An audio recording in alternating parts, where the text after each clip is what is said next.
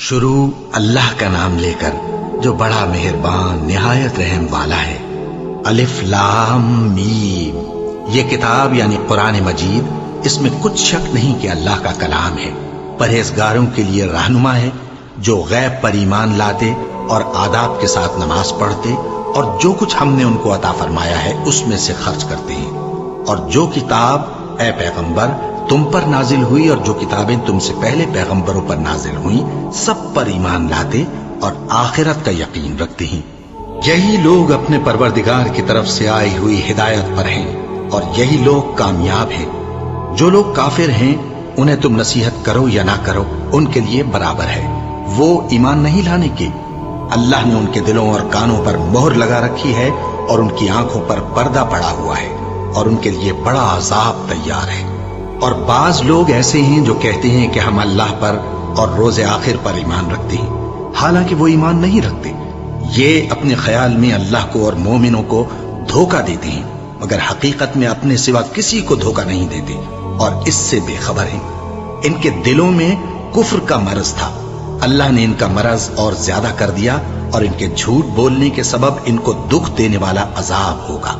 اور جب ان سے کہا جاتا ہے کہ زمین میں فساد نہ ڈالو تو کہتے ہیں کہ ہم تو اصلاح کرنے والے ہیں، دیکھو یہ بلا شبہ مفسد ہیں لیکن خبر نہیں رکھتے۔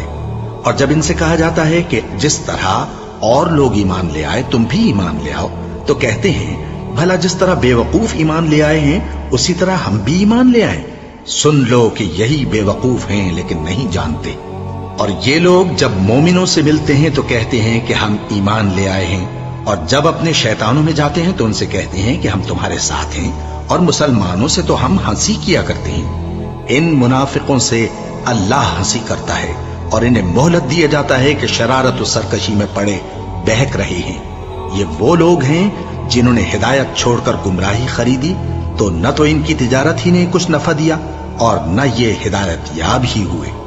ان کی مثال اس شخص کی سی ہے جس نے شب تاریک میں آگ جلائی، جب آگ نے اس کے ارد گرد کی چیزیں روشن کی تو اللہ نے ان لوگوں کی روشنی زائل کر دی اور ان کو اندھیروں میں چھوڑ دیا کہ کچھ نہیں دیکھتے۔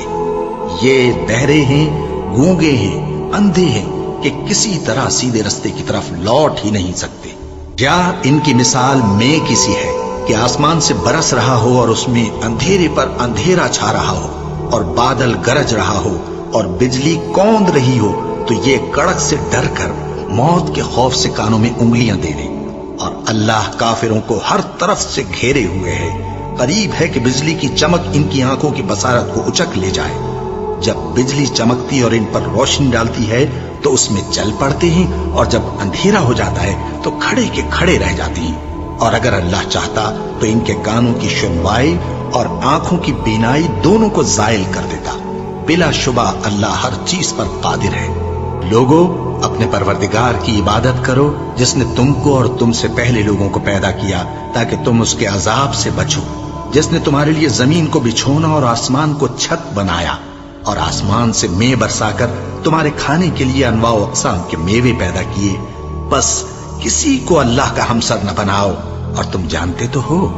اور اگر تم کو اس کتاب میں جو ہم نے اپنے بندے پر نازل فرمائی ہے کچھ شک ہو تو اسی طرح کی ایک صورت تم بھی بنا لاؤ، اور اللہ کے سوا جو تمہارے مددگار ہوں ان کو بھی بلا لو اگر تم سچے ہو۔ پھر اگر ایسا نہ کر سکو اور ہرگز نہیں کر سکو گے تو اس آگ سے ڈرو جس کا ایندھن آدمی اور پتھر ہوں گے اور جو کافروں کے لیے تیار کی گئی ہے۔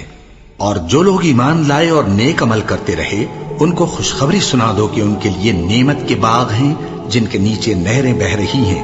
جب انہیں ان میں سے کسی قسم کا میوہ کھانے کو دیا جائے گا تو کہیں گے یہ تو وہی ہے جو ہم کو پہلے دیا گیا تھا، اور ان کو ایک دوسرے کے ہم شکل میوے دیے جائیں گے، اور وہاں ان کے لیے پاک بیویاں ہوں گی اور وہ بہشتوں میں ہمیشہ رہیں گے۔ اللہ اس بات سے آر نہیں کرتا کہ مچھر یا اس سے بڑھ کر کسی چیز مثلا مکھی، مکڑی وغیرہ کی مثال بیان فرمائے۔ اب جو مومن ہیں وہ یقین کرتے ہیں کہ وہ ان کے پروردگار کی طرف سے سچ ہے، اور جو کافر ہیں وہ کہتے ہیں کہ اس مثال سے اللہ کی مراد ہی کیا ہے۔ اس سے اللہ بہتوں کو گمراہ کرتا ہے اور بہتوں کو ہدایت بخشتا ہے، اور گمراہ بھی کرتا ہے تو نافرمانوں ہی کو۔ جو اللہ کے اقرار کو مضبوط